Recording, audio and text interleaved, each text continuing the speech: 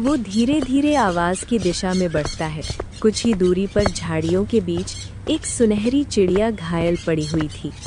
अरे रे, बेचारी चिड़िया, लगता है किसी शिकारी के जाल से घायल हुई है, उड़ भी नहीं पा रही। फिर झुककर सावधानी से चिड़िया को अपने हाथ में उठा लेता है। देखो, फिर आ गया कुम्हार। अब कौन खरीदेगा तेरे कमजोर मटके? हर बार तो हाथ जोड़कर लौट जाता है। टूटी झोपड़ी की जगह पक्की दीवारें खड़ी होती है। बच्चों को नए कपड़े, अच्छे खाने का सामान मिलता है। धीरे धीरे रामू मजदूर रखने लगता है। आंगन में लोग चाक घुमाते, मिट्टी गूंथते और रामू बस खड़े होकर हुक्म देता।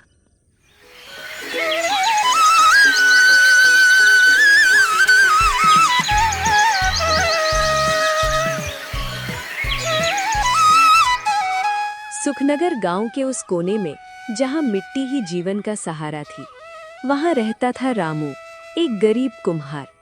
उसके साथ उसकी पत्नी सीता, एक बेटा मोहन और एक नन्ही बेटी राधा भी उसी टूटी फूटी झोपड़ी में रहते थे।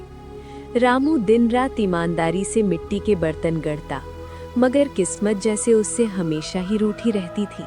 हे भगवान, दिन रात मेहनत करता हूँ, हाथों में छाले पड़ गए हैं, पीठ झुक गई है। मिट्टी खोदता हूँ, उसे छानता हूँ, घड़ा गढ़ता हूँ, धूप में घंटों सेकता हूँ, फिर भी एक भी मटका सही सलामत नहीं बचता। लगता है जैसे मेरी मेहनत से भी किस्मत नाराज हो गई है। अरे सुनो जी, आज कुछ बिका या फिर? क्या बताऊं सीता, आज भी वही हुआ। 4 घड़े लेकर बाजार गया था, मन में सोच रहा था आज शायद 2 वक्त की रोटी का इंतजाम हो जाएगा, लेकिन किस्मत देखो, एक घड़ा रास्ते में ही फूट गया, दूसरा ग्राहक के हाथ में जाते जाते। बाकी 2 को देखकर लोग हंसने लगे। हंसने लगे? क्यों? बोले, अरे ये कैसा कुम्हार है, मिट्टी भी ढंग की नहीं चुनता, इसके घड़े तो पानी से पहले ही टूट जाते हैं। कोई बोला, गरीबों का माल है, सस्ता है पर टिकाऊ नहीं। सीता, उनके शब्द मेरे कानों में अब तक गूंज रहे हैं। तो फिर आज भी 1 पैसा नहीं मिला? नहीं, उल्टा खाली हाथ लौट आया। सिर झुका हुआ था, जैसे पूरे बाजार के सामने हार मान ली हो। रामू, कब तक ऐसा चलेगा? घर में अनाज की आखिरी मुट्ठी भी खत्म हो चुकी है। बच्चों को समझाते समझाते थक गई हूँ। रात को भूख से रोते रोते सो जाते हैं। माँ बाप होकर हम उन्हें क्या दे पा रहे हैं? जानता हूँ सीता, हर रात उनकी सूनी आंखें मुझे सोने नहीं देती। मन करता है कि कहीं दूर चला जाऊं, जहाँ कोई पहचान ना हो, लेकिन फिर तुम्हारा और बच्चों का चेहरा सामने आ जाता है। कभी कभी तो लगता है जैसे भगवान ने हमारी किस्मत लिखी ही नहीं, सिर्फ दूसरों का सुख देखना ही हमारे हिस्से आया है। ऐसा मत कहो सीता, भगवान देर से ही सही पर सुनते जरूर हैं। मेहनत हम कर रहे हैं, हाथ पर हाथ रखकर तो नहीं बैठे। शायद हमारी परीक्षा चल रही है। परीक्षा भी तो हद से ज्यादा लंबी हो गई है जी। पड़ोस वाले ताने मारते हैं, रिश्तेदार मुंह फेर लेते हैं। अब तो खुद पर भी भरोसा डगमगाने लगा है। भरोसा टूटने मत देना सीता। अगर हम ही हार मान गए तो बच्चे किससे सीखेंगे कि मुश्किल में कैसे खड़ा रहा जाता है। कल फिर मिट्टी लाऊंगा, इस बार और अच्छे से छानूंगा, चाहे रात भर जागना पड़े, पर घड़े मजबूत बनाऊंगा। बस यही हिम्मत मुझे भी संभाले हुए है। भगवान से यही प्रार्थना है कि एक बार तो हमारी मेहनत रंग लाए, बच्चों के चेहरे पर भी मुस्कान आ जाए। आएगी सीता, जरूर आएगी। अंधेरी रात के बाद सुबह होती ही है। इसी बीच दोनों बच्चे बाहर आ जाते हैं। उनकी पेट की भूख उनके चेहरे पर साफ झलक रही थी। बाबा, आज खाने को कुछ नहीं मिला क्या? पेट में बहुत दर्द हो रहा है। बेटा, आज तो खाली हाथ लौट आया, लेकिन वादा करता हूँ कल तुम्हारे लिए कुछ ना कुछ जरूर लाऊंगा। ये कल कब आएगा रामू? कब तक बच्चे भूख सहेंगे? गांव वाले भी अब ताना मारते हैं कि कुम्हार तो बस नाम का है, उसके घड़े कोई नहीं खरीदता। ऐसा सुन सुनकर दिल जल जाता है। लोगों को क्या पता मेरी मेहनत। दिन रात मिट्टी ढोता हूँ, पहाड़ी इलाके से लाता हूँ, चाक पर घड़ा बनाता हूँ, लेकिन मिट्टी ही खराब है। मजबूर हूँ सीता, मेहनत बेकार हो जाती है। माहौल बहुत भारी हो जाता है। कुछ देर तक सब चुप रहते हैं। फिर रामू धीरे से बोलता है, लेकिन हाँ, एक उपाय है। कल सुबह सुबह पहाड़ी इलाके में जाऊंगा।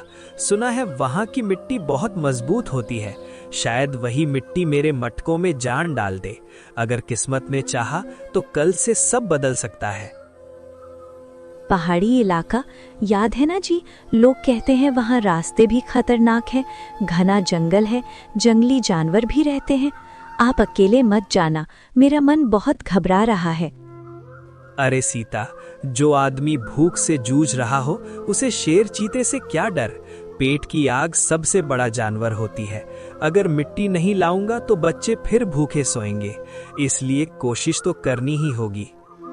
आपकी बात सही है, लेकिन मेरी भी मजबूरी समझिए। आप ही तो घर की ताकत हो। अगर आपको कुछ हो गया तो हम क्या करेंगे? बच्चे किसके सहारे जिएंगे? मुझे कुछ नहीं होगा, मैं संभल कर जाऊंगा। सूरज निकलते ही निकल पड़ूंगा और अंधेरा होने से पहले लौट आऊंगा। भगवान ने चाहा तो सुरक्षित वापस आ जाऊंगा। फिर भी मेरा दिल नहीं मान रहा। क्यों ना किसी और से पूछ लें, किसी बुजुर्ग से, किसी जानकार से।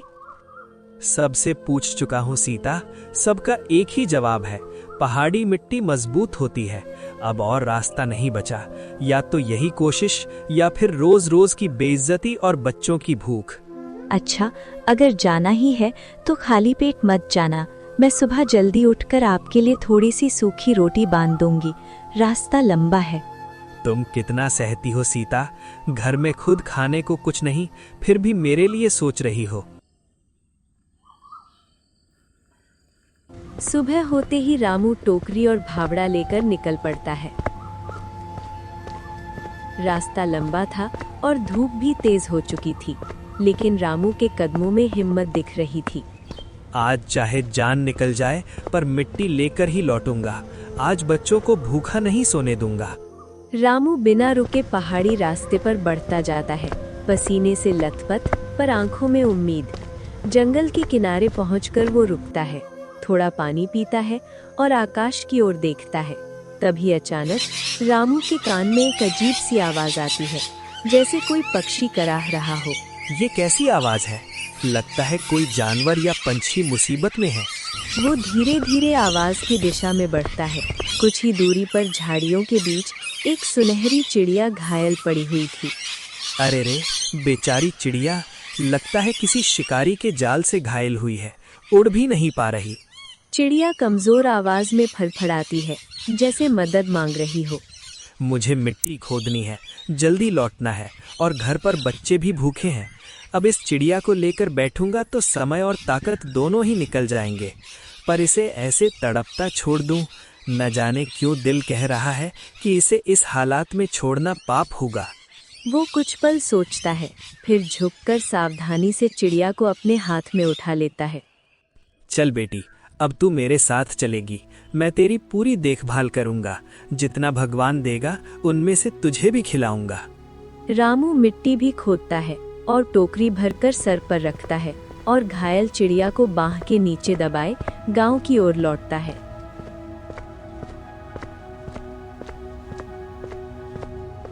घर पहुंचते ही सीता बाहर खड़ी होती है।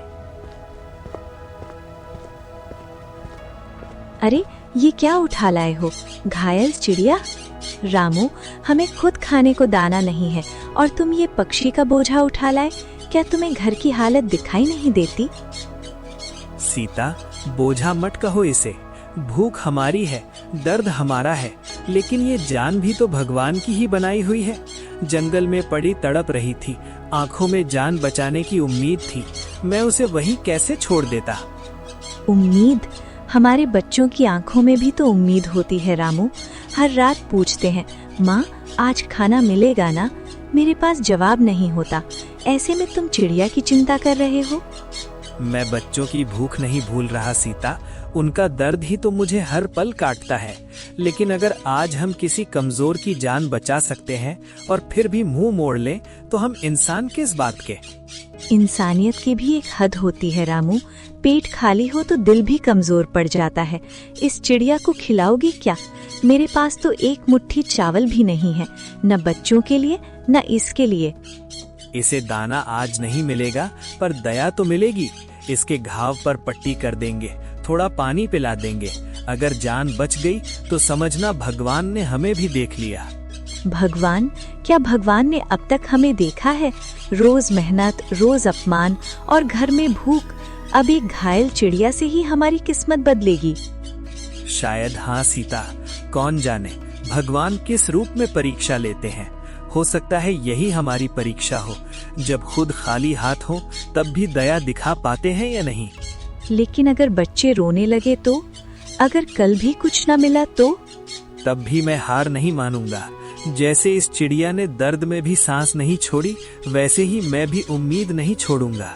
इसे बचा लेंगे तो मन को सुकून मिलेगा, और सुकून से शायद रास्ता भी निकले। हे प्रभु, अगर सच में कहीं हो तो इस बार हमारी मजबूरी और इस दया दोनों को देख लेना। सीता अनमनी होकर अंदर चली जाती है। रामू मिट्टी के एक बर्तन में पानी भरता है और उसमें चिड़िया की चोंच लगाता है। फिर पत्तियों पर हल्का दाना डालता है। चिड़िया कमजोर चोंच से चुभती है। देखा सीता, ये खा रही है, मतलब बच जाएगी। रात तक रामू आंगन में बैठकर घायल चिड़िया को देखता रहा। उसकी आंखों में अजीब सा लगाव जागने लगता है। अगले दिन सुबह रामू मिट्टी के बने घड़े लेकर बाजार जाता है। देखो फिर आ गया कुम्हार। अब कौन खरीदेगा तेरे कमजोर मटके?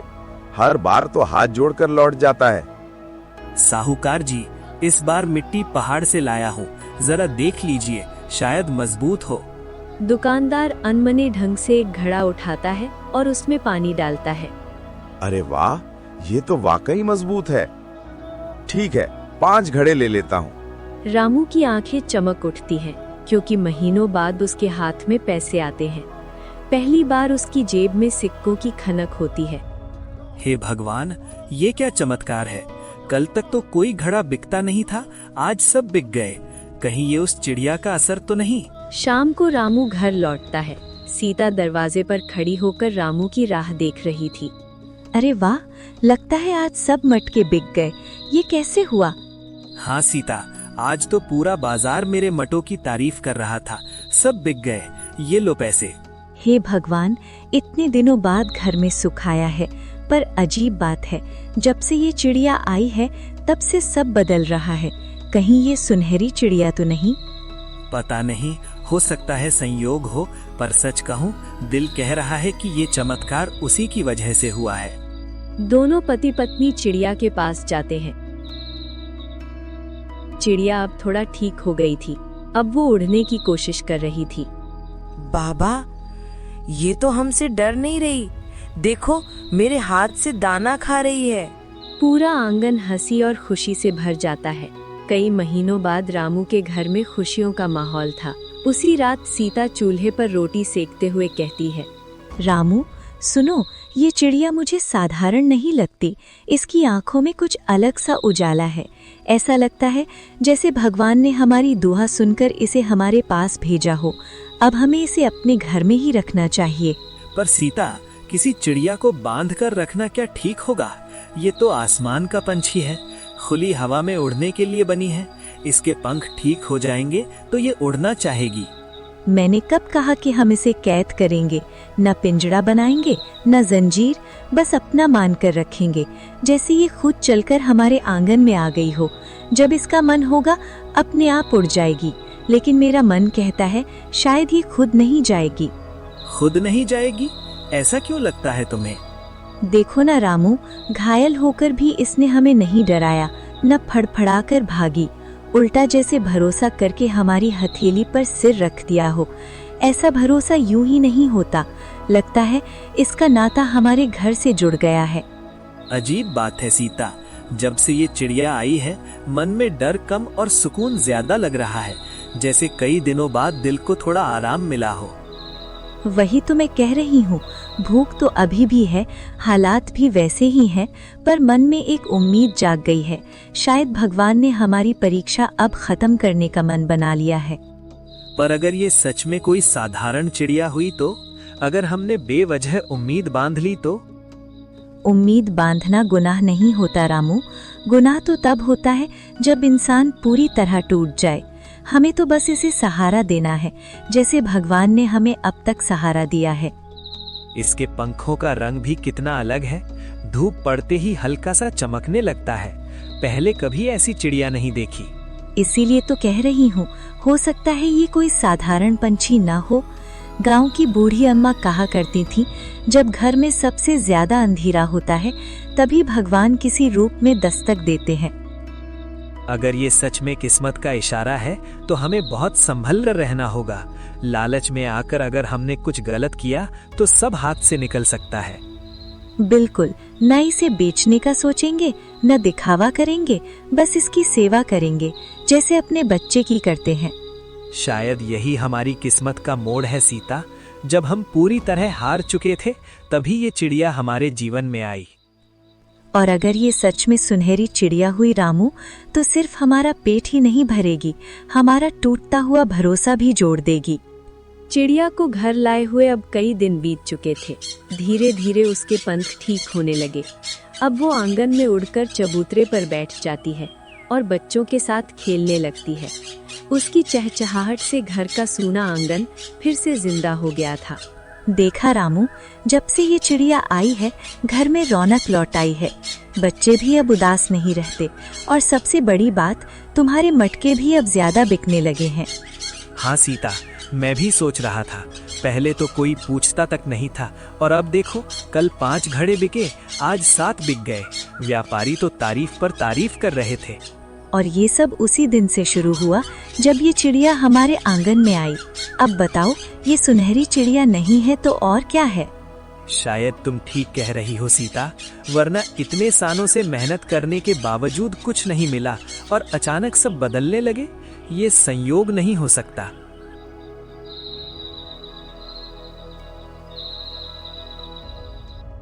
अगले दिन रामू अपने नए बने घड़े लेकर बाजार में बैठा था। लोग उसके आसपास भीड़ लगाए खड़े थे। वाह कुमार, इस बार का घड़ा तो बहुत ही मजबूत है। पानी डालने से भी टस से मस नहीं हुआ। वाह, मुझे 2 मटके दे देना। गांव में शादी है, मजबूत घड़े चाहिए। देखते ही देखते सभी मटके बिक जाते हैं।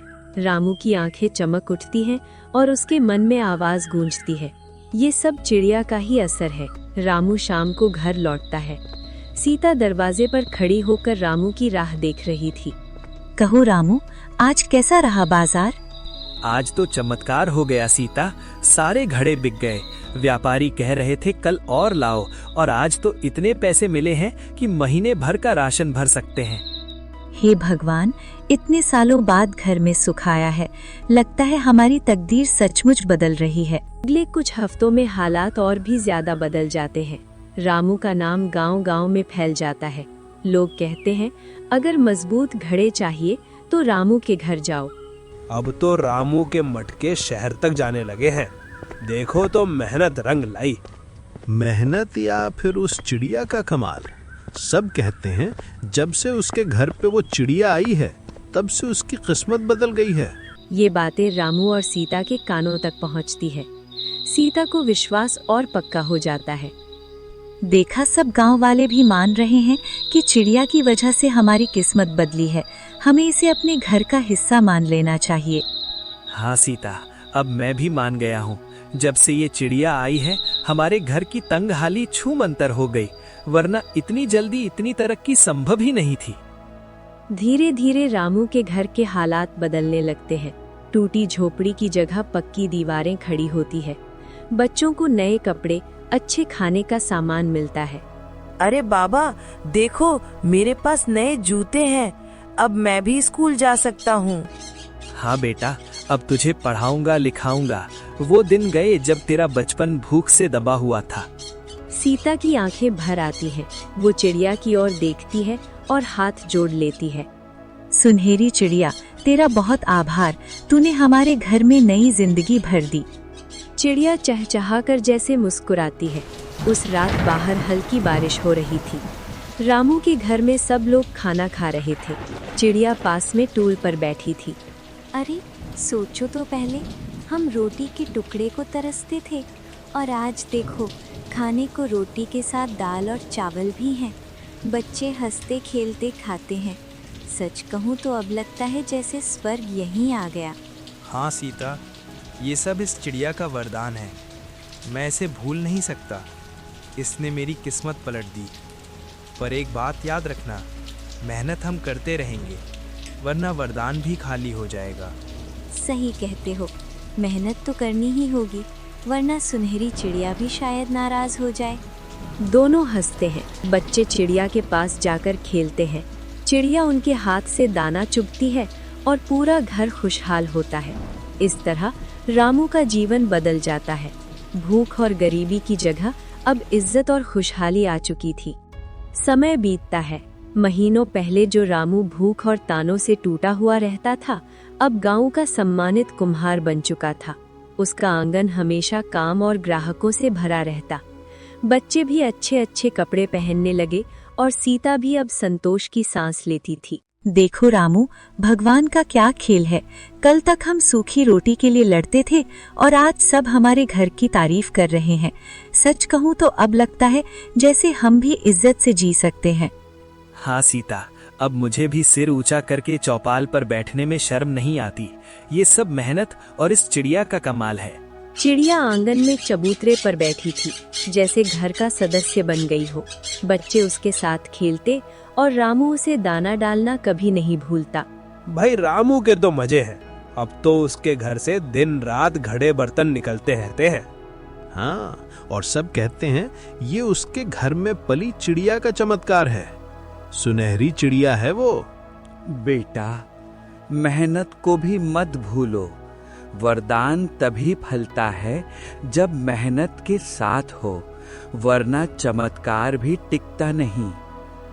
लोग हाँ में हाँ मिलाते हैं, लेकिन कईयों की आंखों में जलन भी झलकती है। रामू चौपाल पर लोगों की बातें सुनकर घर लौटता है और सीता से कहता है, सीता, आज चौपाल पर सब मेरे काम की तारीफ कर रहे थे। गांव वाले कहते हैं रामू का नाम अब शहर तक पहुंच गया है। सोचो, ये वही लोग हैं जो कभी मुझ पर हंसते थे। हाँ, अब लोग हमें इज्जत से देखते हैं। पर रामू, एक बात याद रखना, ये सब सुनहरी चिड़िया की वजह से हुआ है। हमें ऐसे हमेशा अपना मान कर रखना चाहिए। हाँ हाँ, चिड़िया सुनहरी है, लेकिन मेहनत मेरी है। अगर मैं घड़े न बनाता तो क्या सिर्फ चिड़िया को देखकर लोग खरीद लेते? असली मेहनत तो मेरी ही है।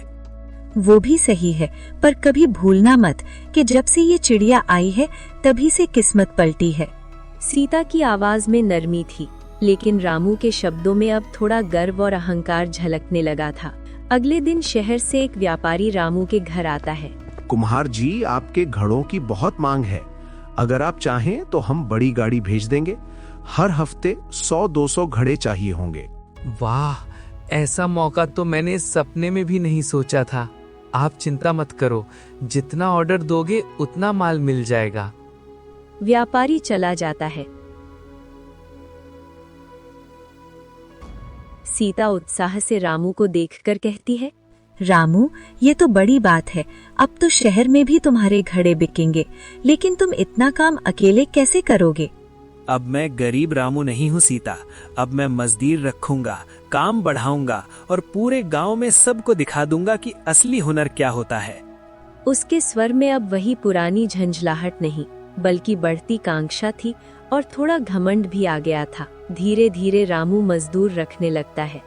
आंगन में लोग चाक घुमाते, मिट्टी गूंथते और रामू बस खड़े होकर हुक्म देता, सेठ जी, आज काम थोड़ा ज्यादा है। सब काम कर रहे हैं, आप भी थोड़ा हाथ बटा देते तो आज ही सब काम हो जाता। अरे, अब मैं मालिक हूँ, मेरे लिए काम करना तुम्हारा फर्ज है। अब मुझे चाक घुमाने की जरूरत नहीं, मैं अब सिर्फ देखूंगा और हुक्म दूंगा। पास बैठी चिड़िया ये सब सुनती है और धीरे से पंख फड़फड़ाती है। सीता ये बदलाव नोटिस करती है और रामू के पास आकर कहती है, रामू, पहले तुम खुद मिट्टी खोदते थे, चाक चलाते थे, अब मजदूर के भरोसे सब छोड़ दिया है। कहीं मेहनत छूट गई तो वरदान भी छूट जाएगा। हर वक्त चिड़िया और वरदान की बातें करती रहती है। अब तो मैं खुद किस्मत वाला हूँ। चाहे चिड़िया रहे ना रहे, मैं अमीर ही रहूंगा। सीता चुप हो जाती है। उसके चेहरे पर चिंता की लकीरें साफ झलक। उस शाम गांव की चौपाल पर चर्चा होती है। रामू अब पहले जैसा नहीं रहा। पहले सबके साथ बैठता था, अब तो अकड़ में घूमता है। हाँ, अब तो वो मजदूरों से काम कराता है और खुद हाथ भी नहीं लगाता। लगता है अमीरी का नशा चढ़ गया है। लालच और घमंड आदमी की जड़ खोदते हैं बेटा।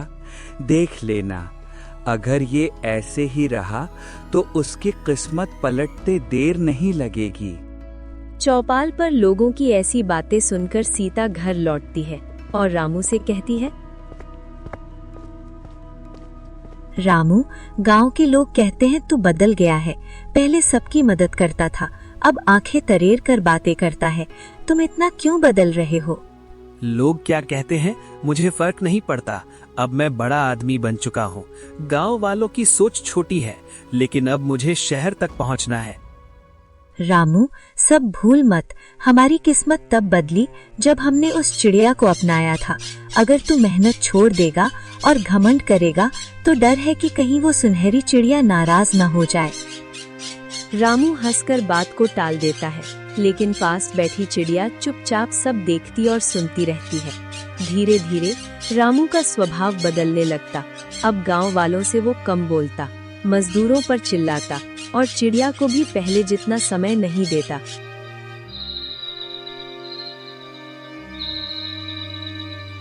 अरे छोटी, तू तो हमारे घर की जान है।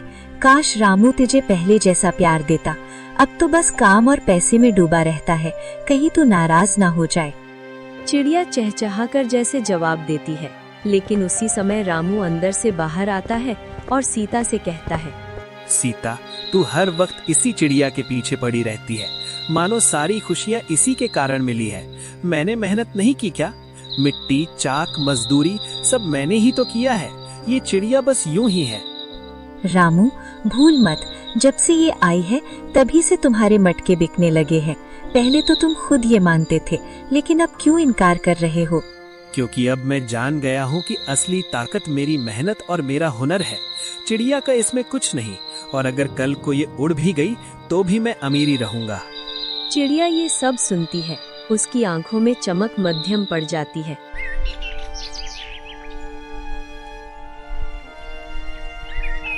अगली सुबह मजदूर आंगन में काम कर रहे थे।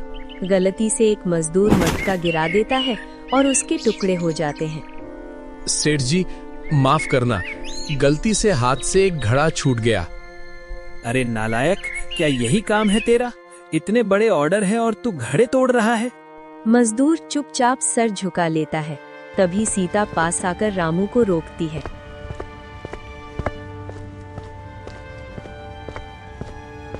रामू, इतना गुस्सा ठीक नहीं। गलती इंसान से ही होती है। याद है पहले तुम खुद घड़े बनाते समय कितनी बार तोड़ देते थे? चुप रहे, अब मैं मालिक हूँ। मेरी गलती और मजदूर की गलती एक जैसी नहीं। काम बिगड़ा तो नाम मेरा डूबेगा। सीता चुप हो जाती है। चिड़िया पास बैठी थी और जोर जोर से पंख फड़फड़ाने लगती है, जैसे माहौल की कड़वाहट उसे बेचैन कर रही थी। उसी रात बारिश हो रही थी। अचानक तेज हवा से चिड़िया का बांस का पिंजरा, जिसे रामू ने मजबूती से बंद कर रखा था, वो खुल जाता है और चिड़िया बाहर निकलकर बरसात में पंख फैलाकर उड़ने की कोशिश करती है। इतने में ही सीता दौड़कर बाहर आती है। रामू, देखो चिड़िया उड़ रही है, जल्दी पकड़ो वरना चली जाएगी। रामू बाहर आता है, लेकिन तब तक देर हो चुकी थी। चिड़िया आसमान में ऊंचा उड़ गई और उसकी सुनहरी परछाई काली रात में गायब हो गई। हाय दैया, हमारी सुनहरी चिड़िया हमें छोड़कर चली गई। अब क्या होगा? चली गई तो चली गई। मैंने कहा था ना, मेरा काम मेरे हुनर से चलता है, चिड़िया से नहीं। लेकिन उसके स्वर में आत्मविश्वास नहीं, बल्कि डर और घबराहट झलक रही थी।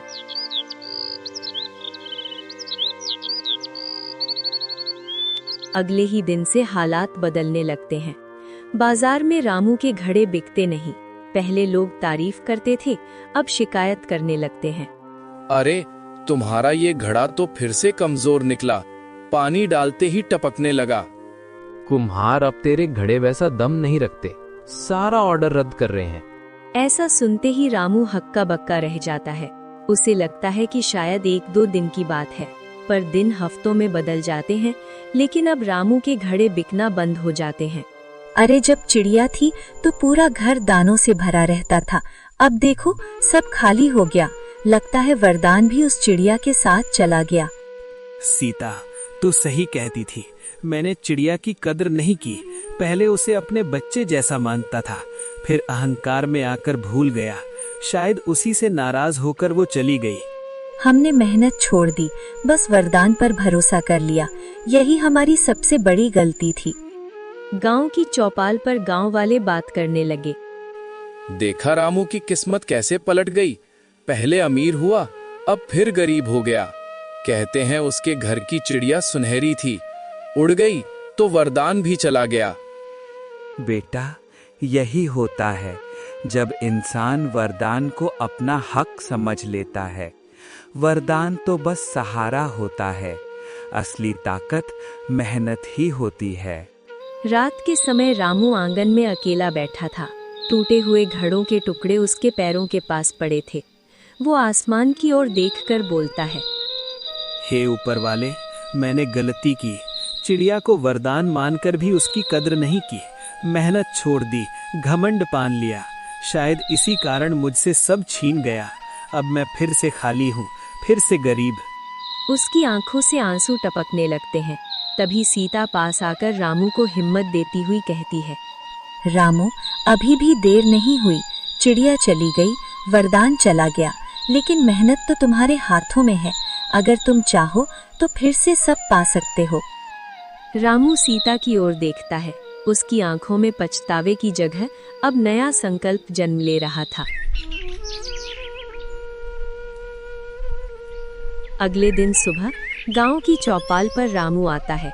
पहले की तरह साधारण कपड़े पहने, सर झुका हुआ। तभी कुछ गांव वाले हंसते हुए कहते हैं, देखो देखो, यही है रामू। कल तक शान से चलता था, आज सिर झुका के घूम रहा है। मजाक मत उड़ाओ, किस्मत पलटी है पर आदमी मेहनती है। अगर फिर से कोशिश करेगा तो उठ खड़ा होगा। भाइयों, हंसो मत। सच में मैं गिर गया। वरदान पर भरोसा करके मेहनत छोड़ दी। आज खाली हाथ खड़ा हूँ, पर कसम खाता हूँ अब फिर से मिट्टी उठाऊंगा, चाक चलाऊंगा। जब तक सांस है मेहनत करता रहूंगा। उसकी आंखों में आंसू थे, पर स्वर में दृढ़ता साफ झलक रही थी। सब गांव वाले चुप हो जाते हैं। अब रामू फिर से मिट्टी खोदने निकलता है। हाथ में फावड़ा, कंधे पर टोकरी। सूरज की धूप में पसीना बहाता पहाड़ की ओर आगे बढ़ता है और मन ठान लेता है, वरदान आए या ना आए, किस्मत साथ दे या ना दे, अब मैं मेहनत ही करूंगा। मिट्टी मेरी साथी है, चाक मेरा दोस्त, यही मेरा सच्चा वरदान है। अब रोज सीता आंगन में बैठकर मिट्टी गूंथती है। बच्चे चाक घमाने में मदद करते हैं। घर फिर से पुरानी मेहनत की जगह बन जाता है। कुछ हफ्ते बीतते हैं। रामू के बनाए घड़े अब फिर से मजबूत होने लगते हैं। शुरू में लोग हिचकिचाते थे, पर अब धीरे धीरे खरीदने लगते हैं। अरे कुम्हार, ये घड़ा तो सच में अच्छा है, पहले जैसा कमजोर नहीं। हाँ भाई, इस बार मेहनत से बनाया है, अब कोई शॉर्टकट नहीं। धीरे धीरे उसका काम फिर से पटरी पर आने लगता है। फर्क बस इतना था कि अब उसमें घमंड नहीं बल्कि संतोष है। एक शाम सीता और रामू बाहर आंगन में बैठे थे। बच्चे पास में खेल रहे थे। सीता रामू की ओर देखकर बोलती है, सोचो रामू, अगर वो चिड़िया आज भी होती तो शायद हम फिर से उसी पर निर्भर हो जाते। पर अब तुमने सीख ले ली है कि असली सहारा अपनी मेहनत है। हाँ सीता, सुनहरी चिड़िया ने हमें असली सबक दिया। वो हमें वरदान देकर गई, लेकिन हमारी गलती भी दिखा गई। अब मुझे समझ आ गया है, वरदान पर नहीं, मेहनत पर भरोसा करना चाहिए। तभी आसमान में कहीं से चिड़िया की चहचहाहट सुनाई देती है। सीता और रामू दोनों आसमान की ओर देखते हैं। एक सुनहरी चिड़िया उड़ती हुई दिखती है। देखो रामू, शायद वही है हमारी सुनहरी चिड़िया। हाँ वही लगता है। मुझे माफ कर दे चिड़िया, अब तू जहाँ भी हो खुश रहे। तूने हमें सीख दी, वही हमारी असली दौलत है। चिड़िया आसमान में उड़ती हुई दूर चली जाती है। रामू और सीता शांत होकर देखते रहते हैं। उनके चेहरों पर अब दुख नहीं बल्कि संतोष था। किस्मत और वरदान सिर्फ सहारा देते हैं, असली ताकत मेहनत में होती है।